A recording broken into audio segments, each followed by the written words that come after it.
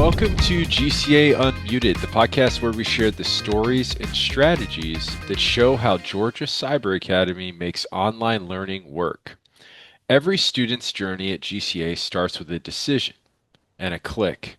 But behind that moment is a complex system that ensures students are enrolled correctly, supported consistently, and set up for success all the way through graduation. I'm joined today by Amber Rhodes, GCA's District Registrar. She oversees enrollment and records, helping ensure that every student's path from first application to diploma is accurate, smooth, and supported. We'll explore how enrollment works in a virtual school, why records matter more than most people realize, and how behind the scenes systems support students at every stage. So, Amber, thanks for coming on. Appreciate you. The first question would be, can you share a moment or a situation where you think the enrollment or records process made a real difference for a student or a family? Yes, yes, and thank you so much for having me.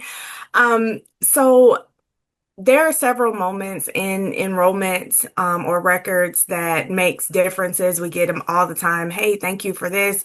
But one moment that I constantly see, I should say, is families are so eager for students to immediately start after their application is approved. And there is normally a short gap in between um, their application being approved and when they start. And so, what they do not see behind the scenes is several of our departments working and eagerly working for their student to start. And once a family knows what actually went on behind the scenes of their student, maybe starting a week after they were approved, they kind of get grateful or glad because they have to receive their computer on time for the student to start, or they have to make sure that their testing results come in before their students start. They may have to make sure that they have records in from their students' previous school. And so once a family understands it, that they know that this made a difference and that that short gap really set their student up for their first day of school. And a lot of parents at first they're frustrated, but they see at the end, like Mm. this is why we couldn't start immediately, but it does give them a fresh start to start where they need in their grade Mm. levels. So basically, there's a lot of moving pieces, a lot of moving parts, it sounds like. And Absolutely. once they find out how many moving pieces, they're like, "Oh wow, okay, Yes, I they understand now." What do you think that moment really reveals then about the importance of what you do and what your team does and all those pieces that go into it? absolutely. So a virtual school is kind of still hard to comprehend for families all over Georgia, and they want to know what this virtual piece is. But I share with families, sometimes like because we are totally virtual, like there are things that they can't do when they come into like they would come into a brick and mortar. So for instance, they can come into a brick and mortar, hand their stuff in that same day, and start the next day.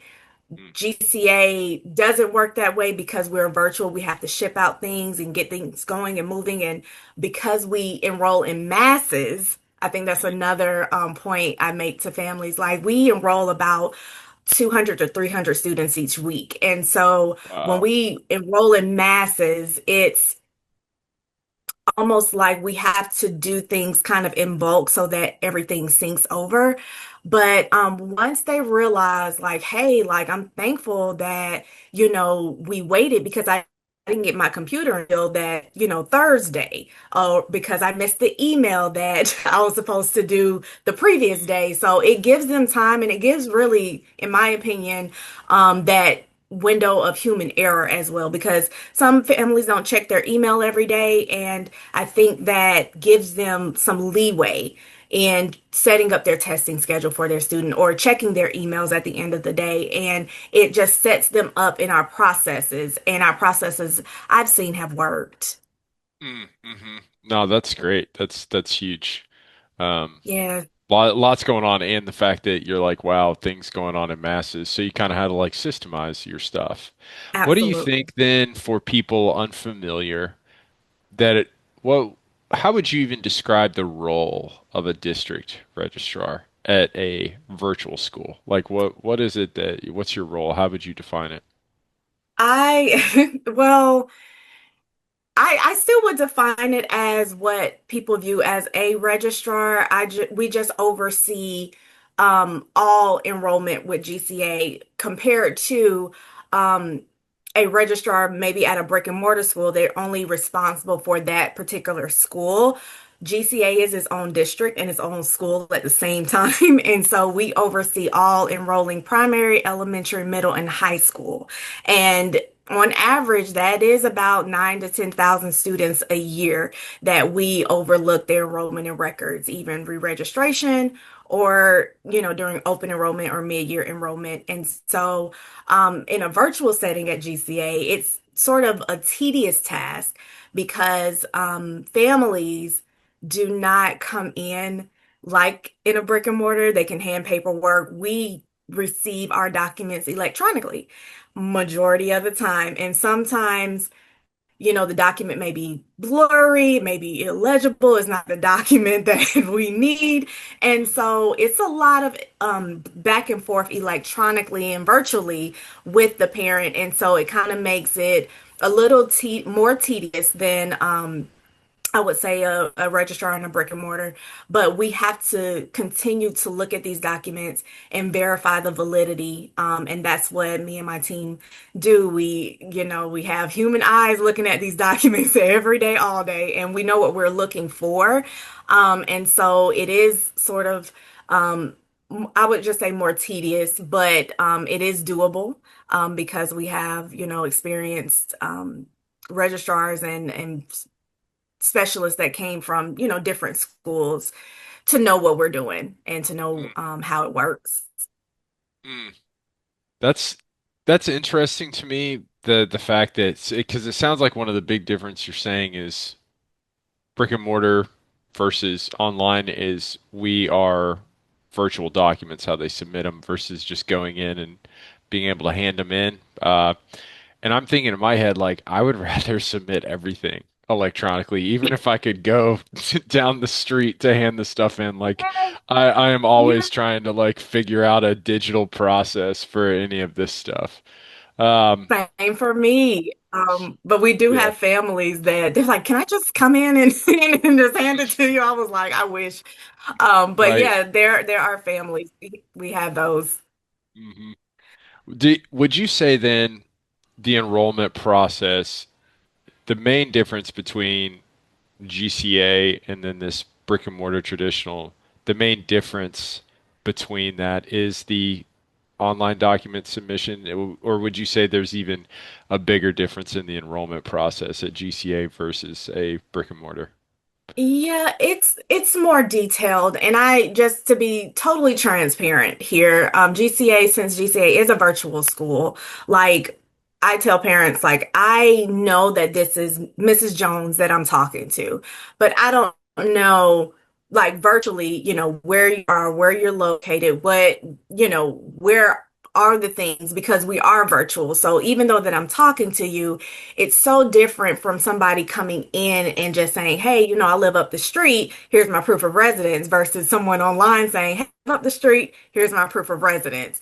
And so our job at GCA is probably more tedious because we have to verify, residency in Georgia. And one of the biggest challenges in the application, I would just say it is a proof of residence. And we accept our documents that we accept because that kind of verifies that you have a residence in Georgia.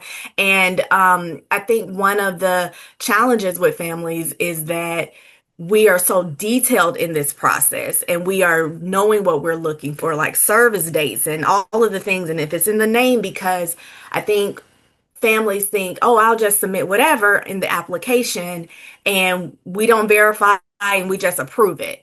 And we have to be detailed in that situation. So one, I would share that yes, it's more tedious with the electronic documents. And of course, like sometimes, things can be altered. So we have to not to say that we're investigators, but we have to have a keen eye for certain documents. And so our process is a little bit more tedious, but it's the reason why we have to do, and just to be compliant with, Georgia DOE and policy, we have to do these things. Sure. So what systems are or checks are in place then, Amber, that help y'all like make sure that you keep everything accurate, you keep the student records accurate over time? Like what sort of things do y'all have in place then?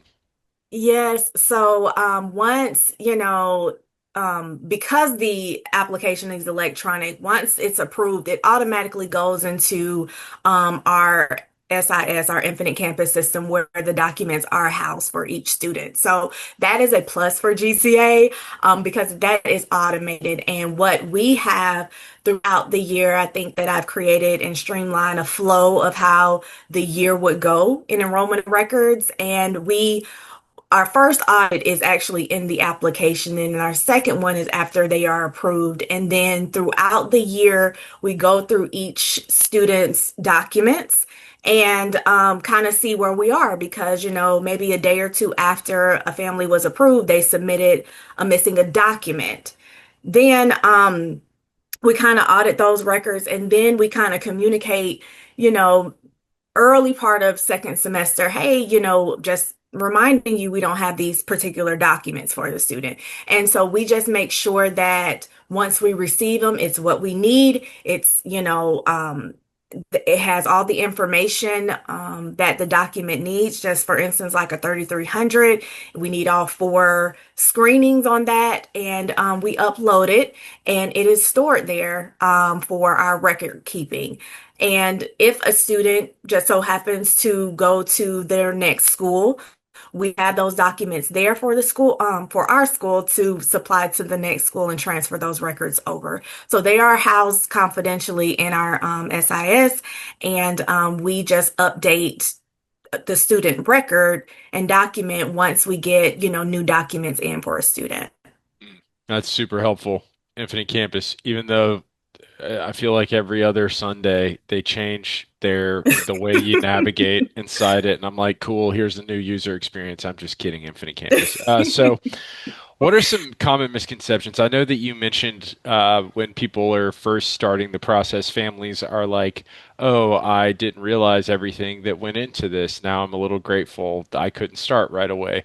So, Yeah. are there any other like misconceptions you think um, that families have about enrollment, and then how do you kind of clear those up? Yes. So, I think one of the biggest misconceptions, I would just say in GCA general, is that we are a traditional homeschool. As it relates to enrollment, I think families think that they don't have to submit a proof of residence, or they don't have to submit these documents because they don't understand that we are a public charter school. And Mm, so we are not the traditional homeschool. We're just the public school done virtually. And I think that's one of the misconceptions. And once families realize that piece, once we, share over the phone, hey, we need these documents because we are a public school. We have to have these records on file. They're like, oh, okay, well, let me send those over. Another misconception, I think, is that applications are just automatically approved without verifying the application contents or the documents. And I think that families believe we just, approve without verifying the documents. But we do have humans over here that looks at applications, and it's really tedious than it sounds because we have to open the application, compare the documents from the application to the contents in the application. We have to change the things. Just say if a parent submitted an application in all caps, we have to now rewrite the whole application in non-caps. And so it is very tedious to do. And then we have to kind of see, did it have what it takes to be approved? And families kind of recognize that if they are denied to resubmit a document, um, so I think that's one misconception. Another one I would mm, say. mm, And I have one more that I think families share, and they share in peak enrollment times that, there's no one on the phone, no one's there to, answer the calls. And I know that we're answering calls for a fact, because I Hmm. do want to, Hmm. set the record straight. It's the volume of so many families that are so interested, and we're grateful for that. But we do have specialists that are in a queue for a certain amount of time. So just say we have an 8-hour workday, the specialist is in a queue about 3 to 4 hours each day, and they're Hmm. doing nothing but answering the calls, and then they have the rest of the day to work on what they need to work, like applications or emails. And so, but any given month, we kind of have about, I would say on average, like 3,000 calls that we do, and I've seen the data on it. And so it's just a thing to be patient and just understand when high enrollment season happens, that's what it is. Like, and I Sure. believe that other brick and mortar schools, they have that as well. I talked to several registrars, and everyone is in that window of high enrollment season. So we just, ask for everyone's patience during that time. Sure. No, that's huge. Wow. Tons of calls. So you Yes. mean y'all aren't just hanging out back there playing No, Monopoly? not just Uh, hanging out. yeah. What do you think other schools, Amber, could learn from how GCA manage enrollment records at scale? Because I mean, you said, y'all have a huge school, the entire district, so over 10,000 students. So you're juggling a lot Yes. of things, right? But is Yes. there anything that you think that like whether they're virtual or traditional they could learn from how GCA manages their enrollment records? I would definitely share that the we have built-in processes, and that's really the best way I can describe it. So, for instance, like a traditional brick and mortar school and registrar, they would, ask for a record, and then, maybe a student record, and then the next day they'd be like, hey, just checking in. And I think that there is a misconception among like just regular public schools in general that, we have maybe one or two record requests per day. And to be honest, we have about 100 or so that may come in on any given day. And we need that time and capacity to release the records in the order that it was received.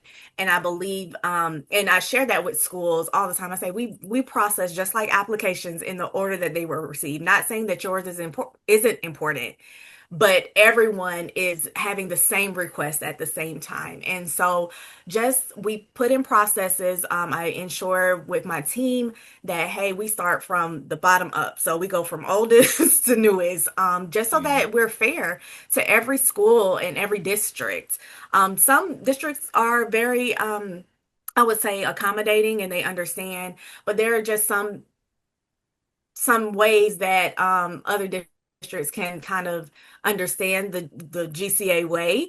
And even when we share, sometimes, especially during high season, we were like, well, yeah, like yours came in today, but you got about 200 in front of you. They're like, oh, wow, you got that many? Yeah, we do. So it's Hmm. not just, we're every time one comes in, we process it immediately. We Sure. are fair to everyone, and we just want to make sure that everyone is delivered the same amount of time and respect. So, Hmm. Making sure you process fairly. That's great. What do you think then sets GCA's enrollment and records process apart from other districts? our processes are very streamlined, I should say. I shared earlier, like we have specialists that came from other districts, and they share how their processes work. And when they came to GCA, like, oh, I see why you do that now. I see that makes sense. And because of the volume that we do, we have just certain checks and balances that we do every day to ensure that everyone does applications, or everyone does records requests, everyone does emails in a fair amount of time. And so we may have like a specific day where we have our call queue, then I'm going to work on emails, and then I'm going to work on apps, and I'm going to work on records requests. And I believe that that system works for the volume that we do. Like we don't have the luxury of, doing everything as it comes in. We have to do it in bulk so that everyone is attended to in a fair amount of time. Mm-hmm. And I believe that that helps GCA with the large amount of and the mass amount of applications that we do. I think last year, because I pulled our data from last year, we did about like 14,000 applications. Wow. Several of those, of course, because we have about 10,000 enrollment, did not, make it to enrollment, but we Mm-hmm. process way more than what we enroll. Sure. And so it is making sure that everyone is fair. We attend to every application like we are going to enroll them, and we just do things in that system way. Mm-hmm.